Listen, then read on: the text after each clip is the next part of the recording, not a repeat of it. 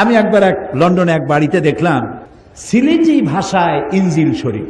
আমি তো অবাক হয়ে গেলাম যে আল্লাহ জিবরাইল দিয়ে সিলেটে আবার ইনজিল বানাই। তো দেখি যে সিলেটি আঞ্চলিক ভাষা ইনজিল এতটুকু, ওর মধ্যে লিখছে ঈসা আলাইহিস সালাম আসলা টাইম টাইম একখানা গাছের তলায় বসে আসলেন। তা আমি তার বললাম, এটা কি আপনি কিনছেন? কয় না, একজন খ্রিস্টান আমার প্রতিবেশী দিয়ে গেছে। তা আপনি এখানে কত বছর আছেন? কথা প্রায় 30 বছরের মতো।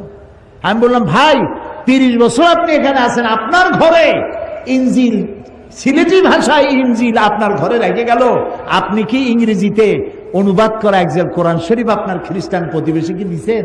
কয় না, তা তো দেয়নি। আপনি তা দেন নাই আর স্লোগান দেন ইসলামের দুশ্মনেরা হুঁশিয়ার সাবধান। এই স্লোগান কোনো কাজের স্লোগান নয়, বাজে স্লোগান।